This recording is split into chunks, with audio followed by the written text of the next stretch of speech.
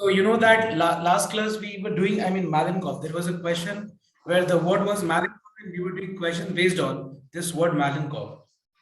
And I think the last question we did was number 7, 2 का number 7, in which vowels occupy odd places. Okay? अब एक बार ध्यान से देखना number 8. Question number 8 है in which all vowels are together. ठीक है? मतलब हम लोग को question में क्या पूछा जा रहा है ध्यान में नहीं पर. You have word Malenkov.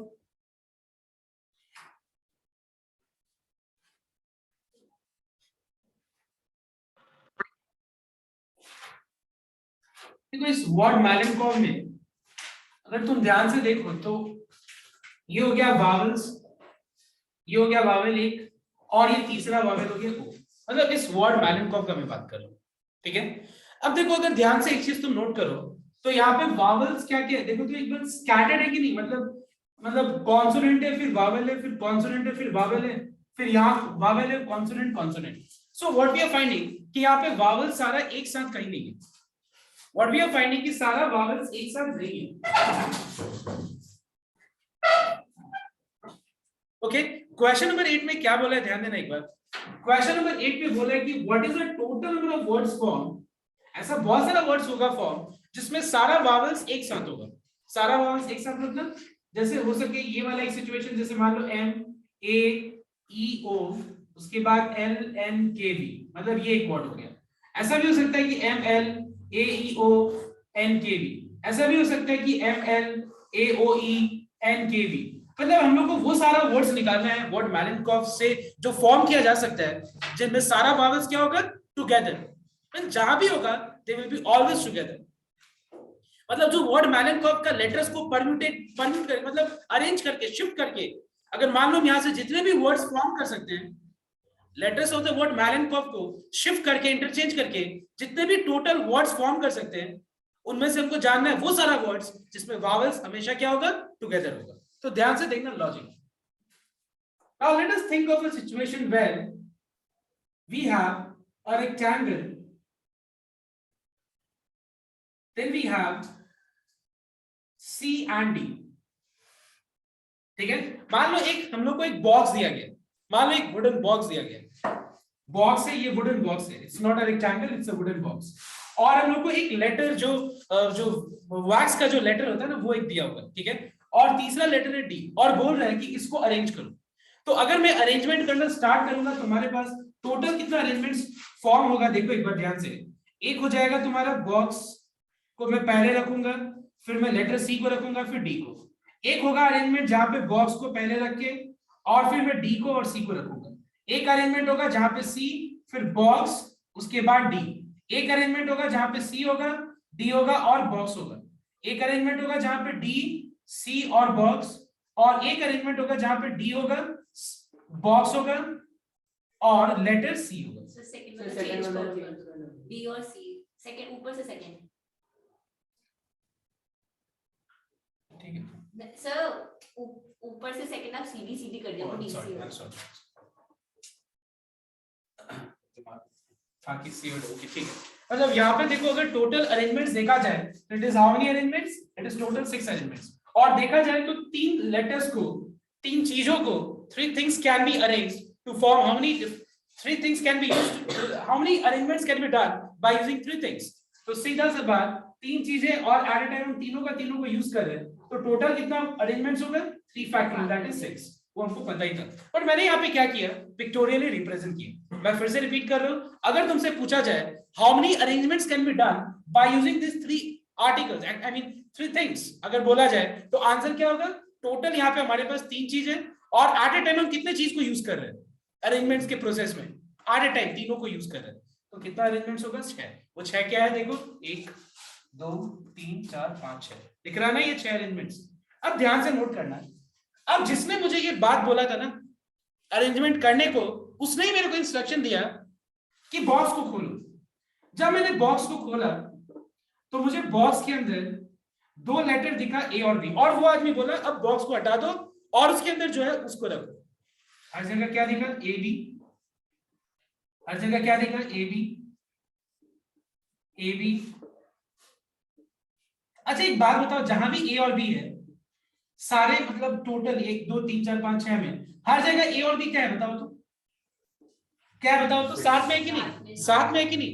लेकिन साथ में का मतलब ये तो नहीं हुआ ना कि साथ में का मतलब ए पहले होगा बी बाद में होगा, ऐसा तो नहीं है ना। अगर मान लो वो मुझे बोले कि बॉक्स को खोलो, जिसने मुझे बोला कि इन तीन चीज को अरेंज करके दिखाओ, तो मैंने बोला ये रहा अरेंजमेंट।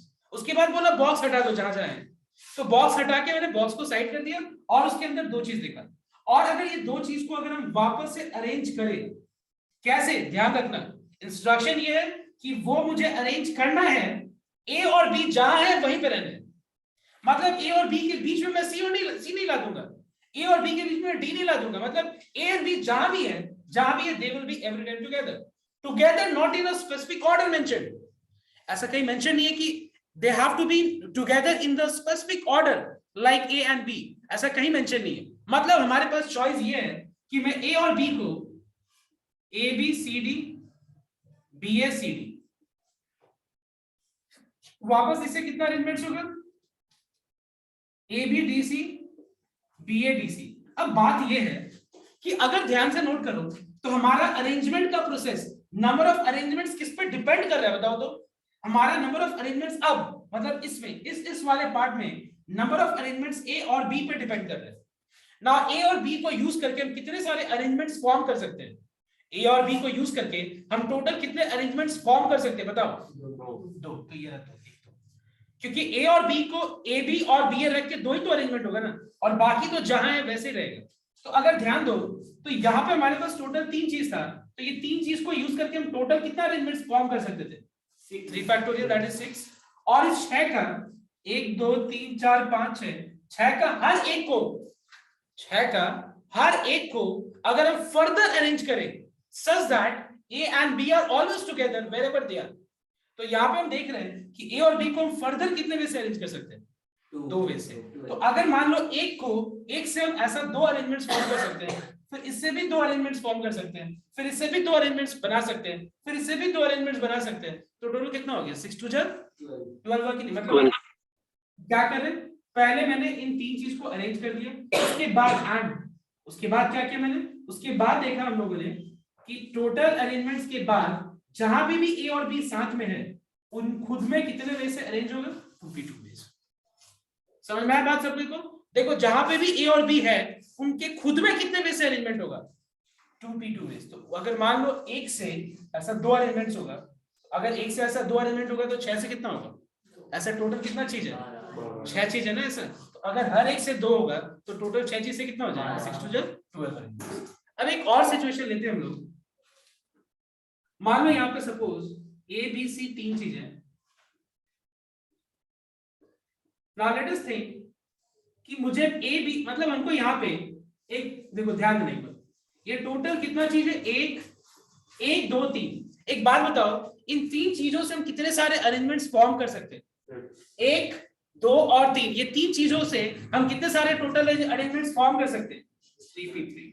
लेकिन अगर मान लो मुझे कोई पूछे कि what is the total number of arrangements where, अब मैं एबीसी के अंदर जो मैंने रखा था इसके अंदर अगर मान लो मैं उसको हटा दूं, अगर मान लो मुझसे ये कोई पूछे कि what is the total number of arrangements form in which ABC are always together, ABC are always together means let us tie ABC, पहले पूरा को एबीसी को एक पे टाई कर देते हैं और उसको हम एक चीज मानते हैं। पहले उसको अगर हम एक चीज मानेंगे तो 1 2 और 3, 1 2 और 3, ये तीन चीजों को हम कितने वे से हम अरेंज कर सकते हैं, 3p3 वेज। एंड अब वो जहां भी है खुद में तो अरेंजमेंट्स होगा ही ना। अब बताओ तो ये तीन चीज खुद में कितने वे से अरेंज होगा, 3p3। तो टोटल नंबर ऑफ अरेंजमेंट कितना होगा, 3p3 into 3p3। ये पहला 3p3 किसके लिए, पहला 3p3 है इन पूरा को एक एंटिटी काउंट करके, और 1 2 और 3, ये तीन चीजों को हम 3p3 में अरेंज करते हैं। अब मान लो जहां पे भी वो है, जैसे यहाँ पे देखो ध्यान से, जहां भी वो अरेंजमेंट्स है वहां पे अगर मान लो एबीसी को अगर हम टुगेदर रख रहे हैं तो खुद में तो इंटरचेंज होगा ही ना, तो खुद में कितने वे से इंटरचेंज हो सकता है, अरेंज हो सकता है, 3p3 ways. Okay, now same logic हम यहाँ पे अप्लाई करने वाले, देखना एक बार। देखो इस सम में क्या बोला है, what is the total number of words form from the word marriage form such that vowels are always together.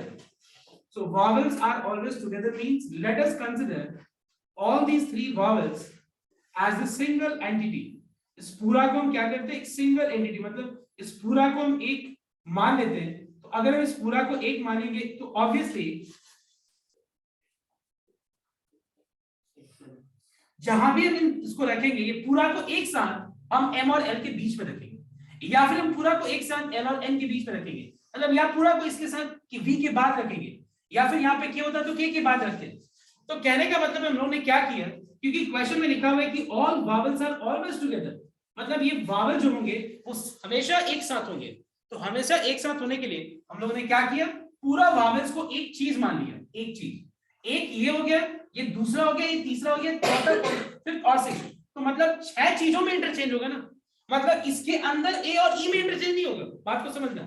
मतलब ए और ई के बीच में हम एल नहीं रख सकते, क्यों, क्योंकि मैंने यहाँ पे क्या किया, पूरा ए ई ओ को हम लोगों ने एक पूरा एक चीज मान लिया, ए ई ओ को हम लोगों ने क्या किया, पूरा एक चीज मान लिया हम लोगों ने। इसका मतलब इंटरचेंज एक साथ इसको मान करके इन दोनों के बीच में इंटरचेंज हो गया। जैसे कि मान लो A E O M L N K V, या ऐसा हो सकता है M A E O L N K V, या ऐसा हो सकता है कि M L A E O N K we.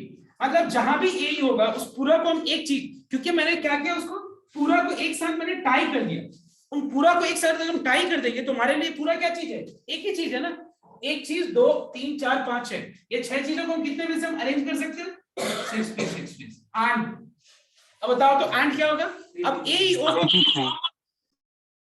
ओ को हम खुद में कितने में से हम अरेंज कर सकते हैं, देखो ए ई ओ जहां पे भी है वो खुद में कितने में से अरेंज होगा, 3p3, क्योंकि ए ई ओ का अगर मान लो ए ई ओ यहाँ पे, उसमें आपस में तो हम इंटरचेंज कर ही सकते हैं, मतलब ए ई ओ को खुद में इंटरचेंज तो किया ही जा सकता है। तो टोटल कितना अरेंजमेंट्स होगा, it is 3p3। So answer क्या हो जाएगा, 6 फैक्टोरियल इनटू 3 फैक्टोरियल। समझ में आया सबको कोई वाला part, clear everyone? Why is this 6 factorial for? 1 2 3 4 5 6. Now why is this 3 factorial for? Yes, because this 3 factorial is for the total number of arrangements formed by using this letters a u, मतलब wherever they are together, मतलब इन तीनों में खुद में interchange होके कितना words form होगा, 3 factorial। All right, next. Now question number 8. What is question number 8? Tell me. in which all the vowels are never come together. Nothing. ध्यान से देखना एक बार। In which all vowels never occur together. In which all vowels never occur together का मतलब कोई भी एक vowel separate हो जाएगा,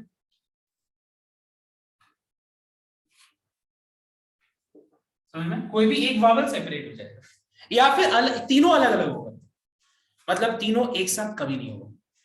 तो एक बात बताओ मुझे, मैं वर्ड मैलेनकॉफ का लेटर्स को all possible veg, what is all possible ways of arrangement of word Malenkov, can you tell me? 8p8. इस पूरा 8p8 में से देखो, पूरा 8p8 हो गया all possible ways of arrangement of the word arrangement of the letters of the word Malenkov to form different words. उसमें से इसमें से कितने सारे वर्ड्स हैं जिनमें सारे वावल्स एक साथ होंगे, 6 factorial into 3 factorial. तो कितने सारे वर्ड्स हैं जिसमें ये सारे वावल्स एक साथ नहीं होंगे, 8 factorial minus 6 factorial. 8 factorial minus 6 factorial into 3 factorial. Very simple. देखो, तो मतलब पता है ये देखो Malenkov वर्ड से टोटल कितना, मतलब जितना भी हम सोच सकते हैं ना, all vowels together, all vowels never together, M से बिगिन किया हुआ, K से बिगिन किया हुआ, L से बिगिन किया हुआ, O से बिगिन किया हुआ, K O V एक साथ होगा, मतलब हम जितना भी सोच सकते हैं ना, वो एक चीज को कभी भी उससे ज्यादा नहीं हो सकता। What is that, you know, 8 factorial. मतलब 8 फैक्टोरियल में सारा कुछ आ जाएगा, हमारा जितना भी सोच है, जितना भी अरेंजमेंट्स है, वो सारा 8 फैक्टोरियल के अंदर आ जाएगा। तो अगर मान लो total number of words form from the word Malenkov से अगर मैं सारे वो वर्ड्स माइनस कर दूं, in which all vowels are always together, तो क्या बचेगा, number of words in which all vowels never occur, all vowels never occur together. Is this clear to everyone? Now with this everyone note down, you try number 10 11 12 and 12, yes 10 11 and 12, तीन सम try करो।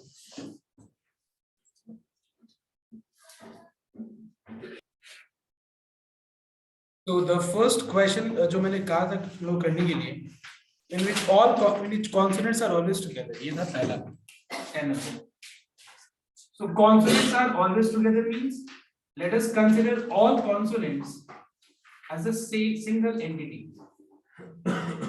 पूरा को हम लोग एक entity मान लेते हैं. उसके बाद हो गया हमारे पास ए ई और ओ तीन चीज. तो इस पूरा को अगर हम एक एंटिटी मान ली, क्योंकि मुझे इन पूरा को एक साथ ही रखना है, मतलब इसके बीच में कहीं ए नहीं आ सकता है. इसका मतलब ये पूरा तो एक साथ ही रहेगा ना, मतलब ये पूरा को एक मान लेते हैं. 1 2 3 4 ये चार चीजों को कितने में से अरेंज करेंगे? कितने में से? ये चार चीज कितने में से अरेंज होगा? 4 फैक्टोरियल वेज. अब राइटिंग डायरेक्ट 4 फैक्टोरियल समझ में आएगा ना.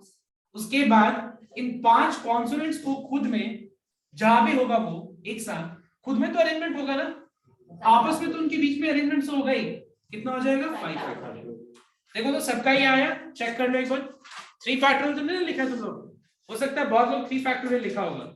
पूरा कॉन्सोनेंट्स को छोड़ के पूरा कॉन्सोनेंट्स को हटा दोगे तो ये सिर्फ 3 चीज को अरेंज करना है क्या? नहीं, पूरा मुझे कॉन्सोनेंट्स और वावल्स को अरेंज करके वर्ड्स फॉर्म करना है.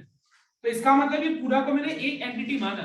1 2 3 4 चार चीजों को 4 फैक्टोरियल वेज और कॉन्सोनेंट्स को खुद में कितने वेज से अरेंज करेंगे? 5 factorial veg. Alright everyone. Next question number 11 में क्या है? ऑल कॉन्सोनेंट्स नेवर अगर टुगेदर. ये है ना क्वेश्चन. ऑल कॉन्सोनेंट्स नेवर अगर टुगेदर मतलब all number of ways of arrangement minus. ठीक है. Next what is question number 12 in which all vowels are together and all consonants are together. मतलब ये हुआ कि जहां भी vowels होगा एक साथ होगा और जहां भी consonants होगा एक साथ होगा. वो अलग बात है कि vowels एक दूसरे से एक साथ मतलब खुद में अरेंज होगा. vowels एक मतलब खुद में अरेंजमेंट होगा vowels का, लेकिन कभी भी consonants और vowels के मतलब एक दूसरे के साथ अरेंजमेंट नहीं होगा. समझ में? तो एक बात बताओ, अगर मैं पूरा consonant को एक एंटिटी मान लूं और पूरा वावल्स को एक एंटिटी, तो हमारे पास दो चीज है. ये दो चीजों को हम कितने वे से अरेंज कर सकते हैं? 2 फैक्टोरियल वेज. तो मतलब 2 फैक्टोरियल. उसके बाद एंड कॉन्सोनेंट्स को खुद में कितने वे से अरेंज कर सकते हैं? उसके बाद वावल्स को. समझ में? अच्छा देखो तो सबका मैच किया आंसर ये वाला. यस. अब देखना एक बार, सुनना एक बार, सुनना एक बार. 12 के बाद 13 नहीं करना अभी, हमको याद रहेगा कब कराना है. ठीक है. 14 अभी करेगा तुम लोग, 15 और 16 ये तीनों. Try once 14 15 and 16.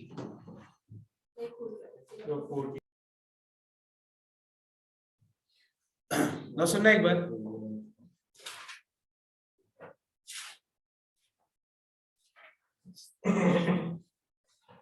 Now,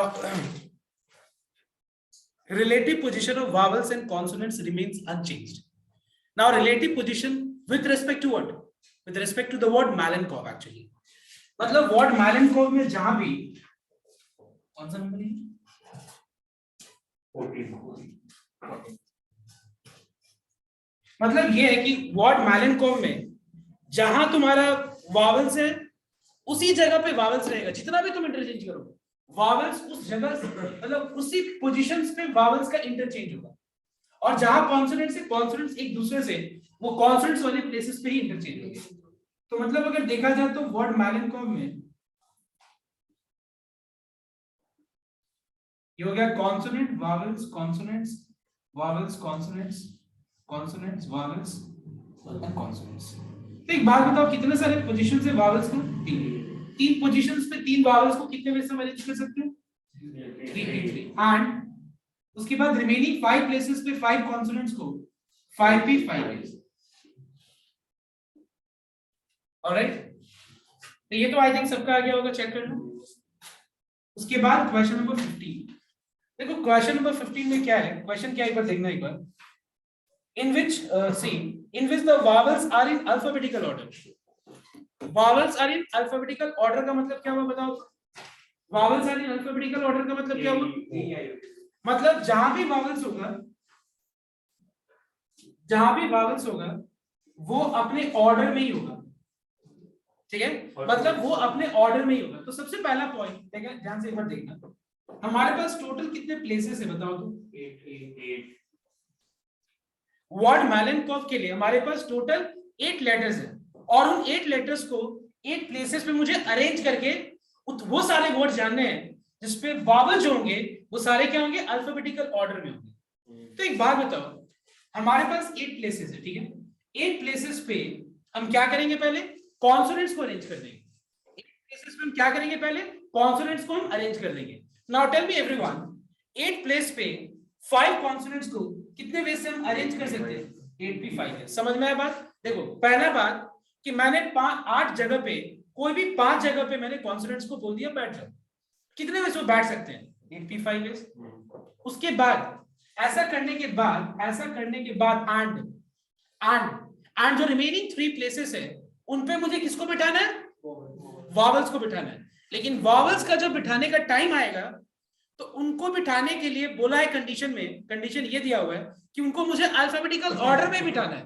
तो मान लो फॉर एग्जांपल मैंने ये 8 में से 5 प्लेस चूज कर लिया, तो ये रिमेनिंग 3 प्लेसेस पे ये वॉवल्स को हम कितने वे से अरेंज कर सकते हैं? एक ही वे से। तो याद रखना आंसर होगा 8p5 into 1। Now why 8p5 into 1? Because 8 places में से मैं 5 प्लेस को चूज करके वहां पे मैं कॉन्सोनेंट्स को अरेंज कर लिया, इतने सारे अरेंजमेंट्स हुआ उसका कॉन्सोनेंट्स का। एंड जो रिमेनिंग 3 प्लेस है, 3 प्लेस पे हम वॉवल्स को जब अरेंज करेंगे तो उसका अरेंजमेंट का जो तरीका होगा वो एक ही होगा, क्योंकि मुझे उनको क्या करना है? अरेंज करते वक्त ए ओ को एक ही वे से अरेंज कर सकते हैं, that is in the alphabetical order. तो वो एक ही तरीका है। समझ में आ सबको ये वाला पॉइंट? अब देखो लास्ट वाला इसके अंदर क्वेश्चन है, लास्ट क्वेश्चन ये है, in which there are exactly 4 letters between M and N। ये काफी बढ़िया क्वेश्चन है, एक बार देख लो ध्यान से। फिर इसका आंसर हम बोलेंगे। ठीक है, पहले मैं समझा देता हूं।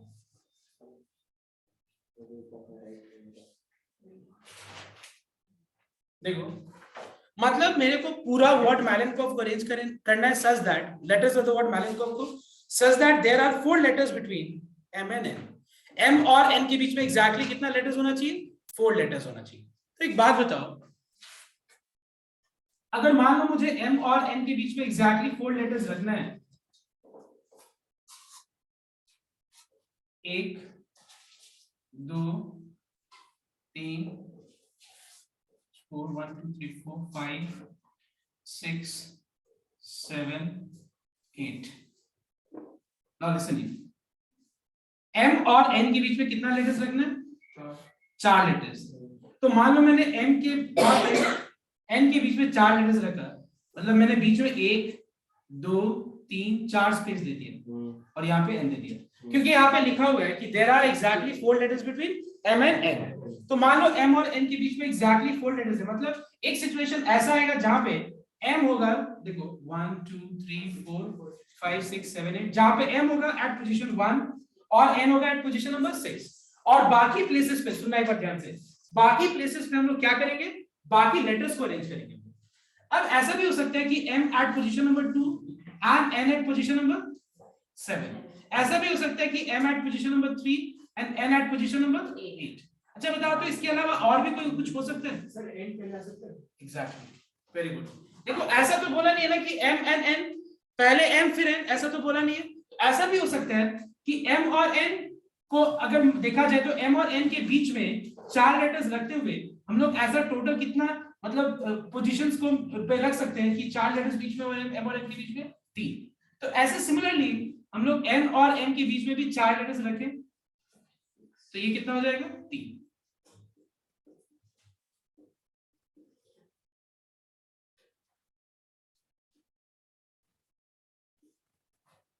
ऑलराइट, अब देखो एक बार, अगर देखा जाए तो जो देखो ध्यान से एक बार देखना, अगर मान लो पहला वाला देखा जाए तो M को अगर पोजीशन नंबर 1 पे रखते हुए N को एट पोजीशन नंबर 6, हम लोग यहाँ से टोटल कितना वर्ड्स फॉर्म कर सकते हैं? तो एक बात बताओ, यहाँ पे टोटल कितना लेटर्स है? M और N को छोड़ के M का पोजीशन तो फिक्स है, N का पोजीशन भी फिक्स है। तो अगर मान लो मैं रिमेनिंग 1 2 3 4 5 6 प्लेसेस पे रिमेनिंग 6 लेटर्स को अरेंज करूं, टोटल कितना अरेंजमेंट्स होगा? 6p6। इसमें कितना होगा? इसका कितना होगा? इसका कितना होगा? इसका भी 6p6 और इसका भी 6 पे 6। नाउ द क्वेश्चन इज, ऐसा टोटल मैंने m और n को इस तरह से प्लेस किया कि there are 4 letters between m and n, तो ऐसा टोटल कितना अरेंजमेंट्स है? 6। ये ना 1 2 3 4 5 6, हर एक का 6 में से हर एक में एक को अगर हम चूज करें, 6 का अगर हम हर एक को चूज करें तो उससे टोटल कितना वर्ड्स फॉर्म किया जा सकता है? 6 पे 6। तो टोटल कितना वर्ड्स फॉर्म होगा? 6 into 6 पे 6। और मैं इसका शॉर्टकट बताता हूं, देखना है।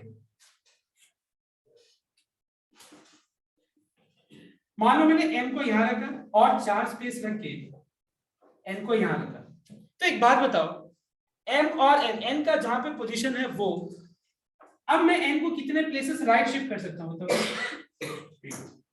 m को राइट में 2 प्लेस और जो है वो मिला के कितना हो गया? 3 प्लेस। तो अगर मान लो मैं m और n के बीच में 4 लेटर्स रखना चाहूं तो कितना हो जाएगा, कितने वेज हो जाएगा? 3। और अगर मैं उसको वापस से डबल काउंट कर दूं, दैट इज n को यहाँ पे m को यहाँ पे, तो कितना हो जाएगा? उसका भी 3। तो 3 और 3 मिला कितना हो गया? 6। समझ में आया बात? ऐसे करके हम लोग डायरेक्ट भी कर सकते हैं। समझ में आया सबको? देखो m और n के बीच में 4 लेटर्स रखते हुए n का पोजीशन को काउंट अगर हम करें जहां पे है, और उसके बाद और भी अगर हम पॉसिबिलिटीज देखें राइट पे शिफ्ट करने का, तो ये 1 हो गया। उसके बाद राइट पे शिफ्ट करने का पॉसिबिलिटी क्या है? 2 और 1 3, 1 2 और 3, तो ये हो गया 3 वेज। और m और n को अगर हम इतने तरीके से प्लेस कर सकते हैं कि there are 4 letters between m and n, तो n और n को भी क्या कर सकते हैं हम लोग? 3 वे से, तो 3 3 मिला के 6 हो गया। 6 के बाद जो रिमेनिंग 6 प्लेसेस पे 6 लेटर्स को कितने वे से हम अरेंज कर पाएंगे? 6 पे 6 way. Is this clear everyone? अगर मान लो क्वेश्चन ऐसा होता,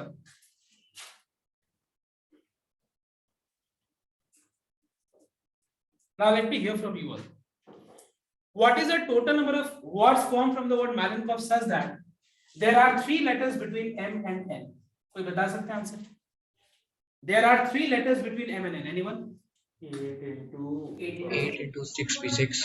जैसे m और n के बीच में 3 लेटर्स, 8 into 6 तो अभी जो है वो 1 2 3 4, ये 4 हो गया। तो अगर हम m और n का ऑर्डर को चेंज कर दे, n और m into 2, दैट इज हो गया 8 into रिमेनिंग प्लेस कितना बचा? 6 प्लेसेस पे 6 लेटर्स को 6 पे 6 हो गया ना? एक लाइन में हम लोग कर सकते हैं। ये तो मैंने पहले बताया, समझाने के लिए इस तरह से ड्रॉ किए और शॉर्टकट किए। कोई दिक्कत किसी को समझ में? कॉपी कर लो फटाफट। ऐसे सोच के करें।